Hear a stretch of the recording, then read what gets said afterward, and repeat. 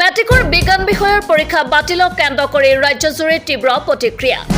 অসমীয়াৰ আৱেগ জড়িত হাইস্কুল শিক্ষান্ত পৰীক্ষাৰ সাধাৰণ বিজ্ঞানৰ প্ৰশ্ন কাকত ফাদিল হোৱাৰ পিছত পৰীক্ষা বাতিল কৰাত চাপৰত এনেদৰে ক্ষোভ দেখিবলৈ পোৱা গ'ল সচেতন ৰাইজৰ লগতে ছাত্ৰ-ছাত্ৰীসকলৰ।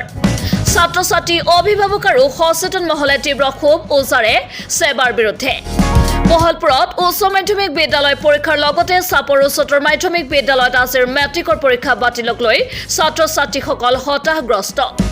বহু পৰীক্ষাৰ্থী পৰীক্ষা দিবলৈ আহি পৰীক্ষা বাতিল হৈছে বুলি জানিব পাৰি দুখ মনে ঘৰলৈ ঘূৰি যাব লগা হ'ল। বহু পৰীক্ষাৰ্থী প্ৰায় 20 কিলোমিটাৰ অতিক্ৰম কৰি আহিছিল পৰীক্ষা দিবলৈ। চাপৰৰ পৰা ললিত ৰয় ৰিপৰ্ট, নিউজ টাইম এনি।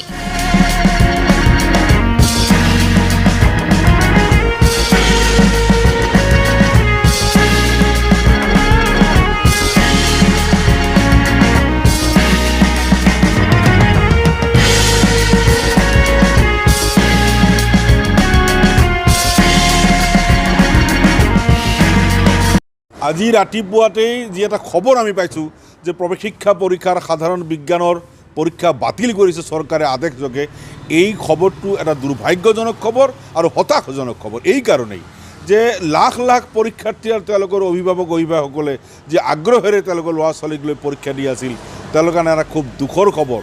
আৰু একবিংশ শতিকাৰ তৃতীয় দশকত যদি অসমৰ সেৱাই যদি সাধাৰণ এটা প্ৰৱেশ শিক্ষা পৰীক্ষাক গোপনীয়তা ৰক্ষা কৰি সুকলমে পৰিচালনা কৰিব নোৱাৰে, সেই বিষয়বিলাকৰ সেই নিয়ন্ত্ৰক, সহকাৰী নিয়ন্ত্ৰক ইত্যাদি কৰি কাৰো সেই আসনত বহি থকাৰ অধিকাৰ নাই। কাৰণ তেওঁলোকে ছাত্ৰ ছাত্ৰীৰ জীৱন লৈ হেতালি খেলিছে। আমি লক্ষ্য কৰিছোঁ যে প্ৰৱেশ শিক্ষা পৰীক্ষাৰ গুৰুত্ব যেতিয়া কমাই দিব বিচৰা হৈছে আৰু যেতিয়া ব্যক্তিগত খণ্ডৰ বিদ্যালয় বা ব্যক্তিগত সৰু সৰু পৰীক্ষা বোৰ্ড স্থাপন কৰিবলৈ সংগ্ৰাম কৰিছে, এই সময়ত কিছু ষড়যন্ত্ৰৰ গন্ধ আমি পাইছোঁ এই ক্ষেত্ৰত।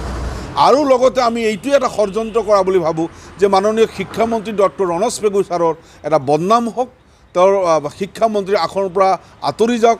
এই কাৰণেও হয়তো কোনোবাই এই আৱেগ জড়িত থকা প্ৰৱেশ শিক্ষা পৰীক্ষাৰ প্ৰশ্ন কাকত ফাদিল কৰি তেওঁৰ বদনামী কৰা বুলি এটা ষড়যন্ত্ৰ কৰা বুলি আমাৰ এটা সন্দেহ হৈছে।